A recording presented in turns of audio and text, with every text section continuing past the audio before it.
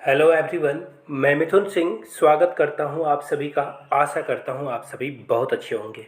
GK की पहली class है और एनसीईआरटी पे जो भी एनसीईआरटी के बुक है ना, उस पे बेस्ड ये जीके की क्लास रहने वाली है। तो ये वेरी फर्स्ट क्लास है। आप लोगों से रिक्वेस्ट रहेगा इस वीडियो को ज़्यादा से ज़्यादा लाइक और शेयर कर दें। तो चलिए बढ़ते हैं वेरी फर्स्ट क्वेश्चन की ओर, जो कि आपके सामने ये रहा। आपको बताना है उदय शंकर किससे संबंधित है। तो उदय शंकर एक नाम है, वो क्या करते हैं? क्या वो नृत्य करते हैं, डांस करते हैं, या सिंगर हैं, गाना गाते हैं, या फिर म्यूजिक कंपोजर हैं यानी कि म्यूजिक तैयार करते हैं, या फिर तलवारबाजी करते हैं? तो देखिए इन चारों ऑप्शंस में से जो राइट आंसर होगा, उदय शंकर जो है डांस करने वाले हैं, यानी कि ये डांस करते हैं। इसका आंसर ए होगा। ए आपको करेक्ट कर लेना है। आगे बढ़ेंगे अगले क्वेश्चन की ओर। आपको बताना है सिंधु सभ्यता का स्थान अब पाकिस्तान में है, यह कहाँ है? तो देखिए ये हड़प्पा में पाया गया था, तो राइट आंसर आपका हड़प्पा हो जाएगा। यही करेक्ट आंसर आपका है। आगे बढ़ेंगे अगले क्वेश्चन की ओर। भारत का राष्ट्रीय पुष्प यानी कि राष्ट्रीय फूल कौन सा है? कमल, गुलाब, चमेली या गेंदा? देखिए मैं क्वेश्चन का आंसर नहीं करूंगा, इतना इजी क्वेश्चन क्या ही इसका आंसर किया जाए। लेकिन आप लोग नीचे कमेंट करके कुछ क्वेश्चन का आंसर है वो जरूर आप देना। आपको बताना है भारत का राष्ट्रीय पशु कौन है। देखिए पहला क्वेश्चन तो पहला जो है वो है ही। दूसरा क्वेश्चन है भारत का राष्ट्रीय पशु कौन है, एनिमल, नेशनल एनिमल। तीसरा आपको बताना है राष्ट्रीय पक्षी कौन सा है, ये भी आप लोग नीचे कमेंट करके इन तीनों क्वेश्चन का answer, national word, national flower, national animal कौन है, ये नीचे कमेंट करके आप लोग बताइएगा। आगे बढ़ेंगे अगले क्वेश्चन की ओर।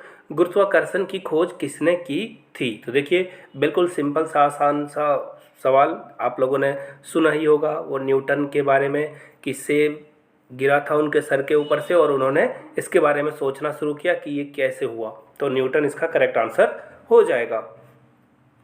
बढ़ेंगे अगले क्वेश्चन की ओर, जो कि आपके सामने ये रहा। भारतीय मानक समय किस पर आधारित है? Very very important question. तो देखिए 82 डिग्री 30 सेकेंड, इस पे जो है हम लोगों का देशांतर जो है क्या है, इस पर निर्धारित किया गया है। Option A. पेन पेपर पे प्लीज़ इसे नोट कर लीजिए, एग्जाम में ये बहुत बार पूछा जा चुका है। एसएससी के एग्जाम में बहुत बार ये आ चुका है। आगे बढ़ेंगे अगले क्वेश्चन की ओर। आपको बस ये बताना है भारत के सबसे पूर्व भाग पर कौन सा राज्य स्थित है? सबसे पूर्व में यानी कि सबसे ईस्ट में कौन सा राज्य आपको देखने को मिलेगा? तो देखिए ये है अरुणाचल प्रदेश, और इसे बोला जाता है उगते हुए सूरज का प्रदेश भी। सबसे पहले सूरज यहीं पे दिखाई पड़ता है। ए इसका करेक्ट आंसर हो जाएगा।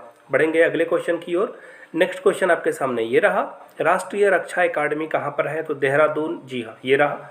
देहरादून में आपको राष्ट्रीय यानी कि नेशनल डिफेंस एकेडमी मिल जाएगा। आगे बढ़ेंगे उससे पहले आपको बता दूं, अगर आप नवोदय विद्यालय की तैयारी कर रहे हो, टीजीटी या पीजीटी की, तो इसके सारे प्रीवियस ईयर क्वेश्चन पेपर आप 100 रुपीज़ में, आई रिपीट 100 रुपीज़ में, आपको more than 150 plus question provide किया जाएगा। लगभग मैं देखिए सेफ खेल रहा हूँ, 200 क्वेश्चन पेपर आपको प्रोवाइड कर दूंगा। साथ में अगर आप नोट्स परचेज करना चाहते हो पार्ट ए के लिए, तो 499 में आप जो है मुझसे नोट्स भी ले सकते हो। ईमेल आईडी यहाँ से मैं दिखा देता हूँ, yourmithunsingh@gmail.com पे मेल कर लीजिए। इंस्टा पे हो then do follow me @iMithunSingh, वहाँ से आप कॉन्टैक्ट कर सकते हो।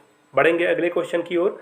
संविधान के प्रारूप समिति के चेयरमैन कौन थे? तो देखिए प्रारूप समिति की जहाँ पे बात की जाएगी, देखिए मैंने एक वीडियो बनाई है संविधान के ऊपर, डिस्क्रिप्शन बॉक्स में लिंक आपको मिल जाएगा, वहाँ से देख लीजिए। 84 क्वेश्चन जो बार बार उसमें पूछे जाते हैं ना, वो मैंने वीडियो में तैयार कर दिया है, वो देख सकते हो आप। तो फिलहाल मैं बता दूँ, जहाँ भी आपको प्रारूप समिति दिखेगा आपको याद रखना है भीमराव अंबेडकर। चलिए आगे बढ़ेंगे।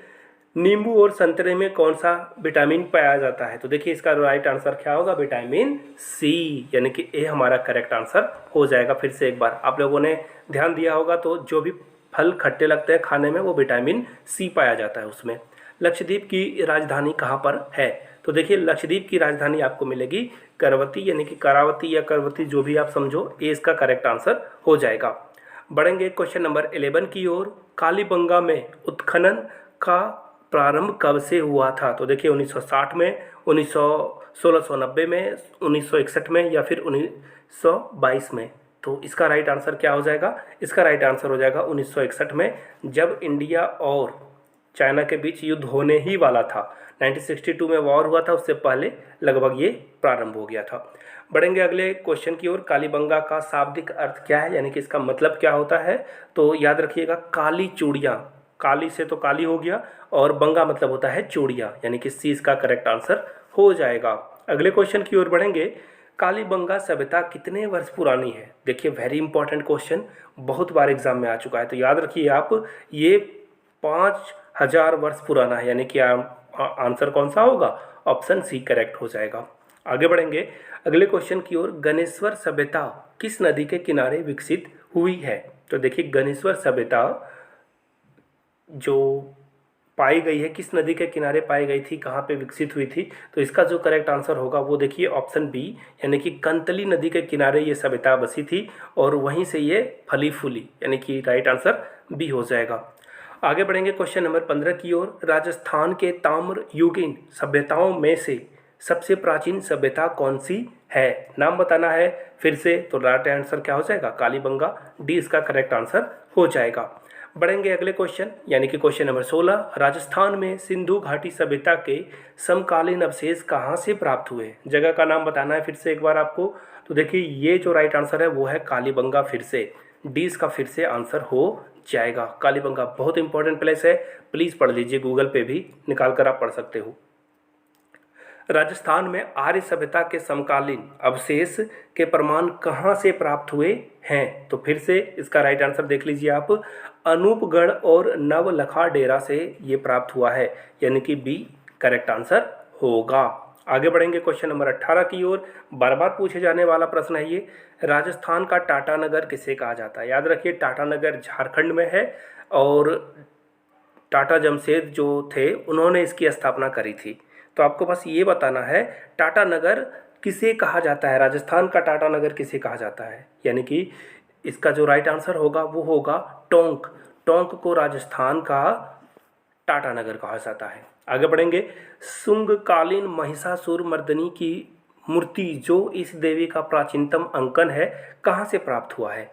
तो ये राइट आंसर फिर से एक बार देखिए, टोंक से याद रखिएगा आप, नगर नैनवा टोंक से ये प्राप्त हुआ था, एक करेक्ट आंसर हो जाएगा। अगले क्वेश्चन की ओर बढ़ेंगे और क्वेश्चन नंबर 20।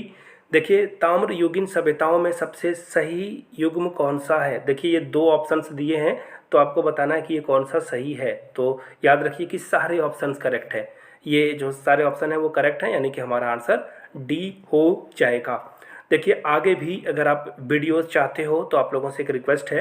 देखिए मैंने आज 20 क्वेश्चंस कराया है, क्या आपको लगता है कि क्वेश्चंस के नंबर को बढ़ाया जाए, 30 किया जाए? अगर आप सहमत हो तो नीचे कमेंट करके बता सकते हो। अगर आपको लगता है कि नहीं 20 ही सही है तो आप 20 क्वेश्चन कमेंट में 20 क्यों लिख देना, मैं समझ जाऊँगा। चलिए वीडियो को आपने यहाँ तक देखा, इसके लिए आपका बहुत बहुत शुक्रिया। लाइक नहीं किया है वीडियो को लाइक कर दीजिए, नए हो तो चैनल को सब्सक्राइब करते हुए घंटी वंटी का बटन दबा देना है। Thank you so much.